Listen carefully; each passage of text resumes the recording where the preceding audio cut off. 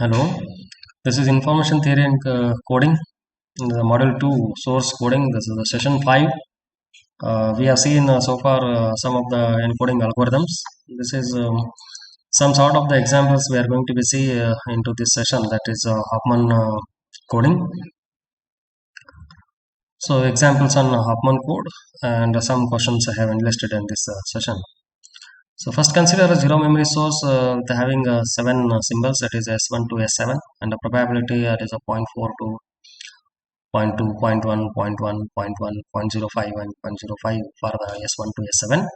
So first one is a construct a binary Huffman code by placing the composite symbol as low as possible. And second one, repeat the first one, moving the composite symbol as high as possible. As we have discussed in the previous session, that is how to keep if the composite symbol you are getting the probabilities are similar, whether I have to keep one above the other or one below the other. So that aspect we will see here, and in each case we have to compute the variances of a word length and comment on the result, and how the variances are going to be plays a role while constructing the codes we are going to be seeing this. So first one is what the keeping composite symbol as low as possible. So first step is what we have to arrange all the probabilities in non-increasing order, that is nothing but decreasing order. And here the step 2 is not required in the binary Hoffman coding, so it is not necessary to check whether alpha is an integer or not. So in the reduced source SA we have to compose or for adding the last R symbols of the given source, that is a 0.05, 0.05 for the S6 and S7. Add up this one, we get it as a 0.1, and now we are keeping as below as possible like a thing, so or as low as possible, that is in the reducer source SA, and again arranged in the non-increasing order. The similar fashion we can consider the last R symbols of the reducer source SA and keeping in the reducer source SB and arranging those probabilities in the non-increasing order. In the similar way, we can consider the last R symbols of the SB and keeping composite symbol as low as possible in the reducer source SC, and again arranging those probabilities in a non-increasing order. And in the SD, in the same way, and the lastly SC, we got it as a last two symbols, that is a 0.06 and a 0.6 and a 0.4. We will assign the codes for 0.6 as 0 and 1 as a 0.4, and again we have to recompose. Now 0 will be recomposed as 0 0 and 0 1, and 1 will be recomposed as 1 0 and 1 1. Then you come back to the back propagation method by combining all those symbols each and every time we can able to assign a one code to one code word to a particular symbol, and at last we will get it as what all the symbol codes like 1 for S1, 0 1 for S2, 0010 for S3, 0011 for S4, 4 zeros for S5, and 00010 for S6, and 00011 for S7. Now the next condition is what keeping composite symbol as high as possible. Source symbols x1 to x7, and then again we are keeping that is in the non-increasing order. Then now we are placing that 0.1 what we got in the previous problem, that is a 0.05 and 0.05 add up, we will get it as a 0.1. Now that composite symbol we are keeping as high as possible, and we will find that there is a change in this sequence. But anyhow, while arranging the probabilities in a non-increasing order, it looks same, but there is a change in what the coming from the bottom to in the third place, and earlier it was in the last place. So like that again we have to rearrange all those things up to a C, and now that again 0.6 and 0.4 comes in the last source, and we are assigned 0 and 1 for the respective codes. Now 0 will be recomposed as 0 0 and 0 1, and 1 will be recomposed as 1 0 and 1 1. At last we can able to assign the codes for all the symbols. 0.4 as a 00 for x1, and 11 for x2, and 011 for x3, 100 for x4, 101 for x5, 0100 for x6, 0101 for x7. Now in order to find out its a variances, we first find out what the average length of the each and every case. So first case we can find out the average length L equal to summation of I equal to 1 to q pi into Li, where q equal to 7, and L we find it as what the 2.5 units per message symbol. And in the second case also what though we are having the different word lengths, we got it as a L average length as a 2.5 units per SS symbol. Now, variance of the word length is calculated with the variance of Li is equal to expectation of Li minus of capital L whole square, where L is the average length. And the first case, we can find out the variance as 2.25, and in the second case, by using the same formula, we will get it as a 0.45. And with this, we can comment on this result as when the composite symbol we are keeping as high as possible, the variance of the word length over the ensemble of the source symbols would become smaller, and which indeed is a desirable while constructing the codes. Next, consider a source with 8 alphabets A to H with the respective probabilities, and construct a binary Hoffman code and determine the code efficiency, construct ternary compact code and determine the code efficiency, construct a quaternary code and determine the code efficiency, compare and comment on this particular result.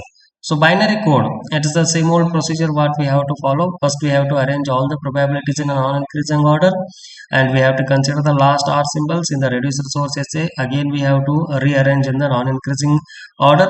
So till to find out what the last R symbols left out in the reducer source SF, and those things by coming backward we will assign the code words to the each and every symbol in the given source. That is A as a 10, B as 11, C as 000, D as 001, E as 011, F as 0100, and Z as 01010, and H as 01011. Next, finding the average length, the concept remains same, that is L is equal to summation of I equal to 1 to Q pi into Li, where Q is 8. We'll get L equal to 2.8 units per message symbol. The entropy of this basic source, we get it as what the H of S equal to summation of I equal to 1 to Q pi into log of 1 by pi, where Q is 8, we get it as a 2.7535 bits per message symbol. And the efficiency of this code, we get it as what the H of S divided by L, and we get it as what the 98.34%. And the code redundancy of this particular code is designed as a 1.66%. Now, Hoffman ternary code. Here we have to satisfy the second step. Though we have arranged in the non-increasing order of the probabilities, we have to satisfy the second step, that is alpha must be an integer, that is q equal to r plus of r minus of 1 into alpha, and this q gives you that 3 plus of 2 into alpha. We have to find out the such a value of the q. This equation has to be satisfied with the alpha should be an integer. So by looking at or by observation, the q takes the values 5, 7, 9 and 11.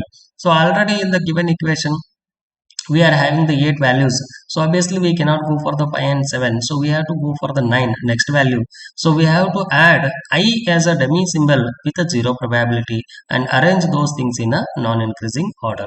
Now here in the ternary code we have to consider the last 3 symbols of the given this one symbols, and we have to add up all those respective probabilities, and again we have to rearrange in the non-increasing order of the probabilities in the reducer source SA. We get it as a 0.22, 0.20, 0.18, 0.15, 0.10, 0.08 and 0.07, and we get the result as in the reducer source SB. Again we have to combine the last 3 symbols of the reducer source SA. We can combine it as a 0.10, 0.08 and 0.07. We get it as 0.25, 0.22, 0.20, 0.18 and 0.15 after arranging in a non-increasing order. After combining the R symbols of the reducer source SB, we can form the reducer source SC, and we left out with what only R symbols in the reducer source SC, that is a 0.53, 0.25 and 0.22. Now we can assign these symbols as a 0, 1 and 2 for the code words for the 0.53, 0.25 and 0.22. Now we have to check out from where 0.53 has been combined, 0.25 has been combined and 0.22 has been combined. Now 0 will be recomposed as 0, 0, 0, 1 and 0, 2, and 1 will be recomposed as 1, 0, 1, 1 and 1, 2, and 2 will be recomposed as 2, 0, 2, 1 and 2. So like this you can, by coming the backward, we can able to find out the code words for the all A to I. So at last we have to discard as a I, because I we took it at a dummy symbol that can be discarded.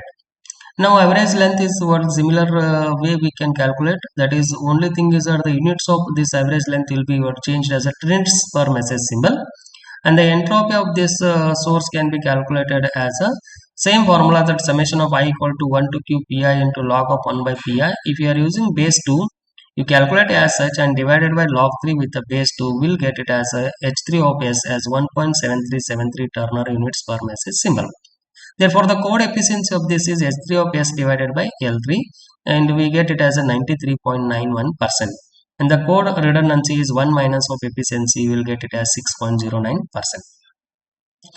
Hopman quaternary code. Here again we have to satisfy the step 2. Let us consider this equation q equal to r plus of r minus of alpha. For quaternary code r equal to 4, therefore q equal to 3 plus of 2 alpha. This quantity alpha will be an integer only when q takes the value 7, 10, 13 and 16 and so on. To make alpha an integer, add two dummy symbols I and j, each with a probability of 0, and q becomes 10. So while arranging, again a to h as such will be there, and I and j with the dummy symbols with having a 0 probabilities. Now in the reduced source SA, we have to combine the basic source 4 symbols in such a way that G, H, I and J, add up all those probabilities and arrange those probabilities in a non-increasing order in the reducer source SA. So after forming that, we will get it as a 0.22, 0.20, 0.18, 0.15, 0.10, 0.08 and 0.07. Now, combining the R symbols in the reducer source SA to form the reducer source SB, we get it as a 0.40, 0.22, 0.20, 0.18, and we can assign the codes as a 0, 1, 2 and 3 for the 0.40, 0.22, 0.20 and 0.18. So again, we can combine 0 as recomposed as 0, 0, 0, 1, 0, 2 and 0, 3. 1 will be recomposed as 1, 0, 1, 1, 1, 2 and 1, 3. 2 will be recomposed as 20, 21, 22 and 23. 3 will be recomposed as 30, 31, 32, 33. Like this we can combine and come back to the basic source. We can able to find the code for the A as 1, B as 2, C as 3, D as 0, 0, E as 0, 1, F as 0, 2, G as 0, 3, 0, H as 0, 3, 1, I as 032, J as 033. Anyhow, I and J we have added dummy symbols, so we can discard those two symbols as 032 and 033. At last, we can able to find out the average length of this quaternary codes, and we can find the L equal to 1.47 quaternary digits per message symbol. And the entropy of this quaternary code, we'll get it as h of s divided by log of 4 with the base 2 is nothing but 1.37675 quaternary units per message symbol. And the code efficiency of this particular code, we got it as a 93.66%, and the code redundancy we got it as 6.34%. The code efficiencies and the redundancies obtained for all three types of code can be listed like this.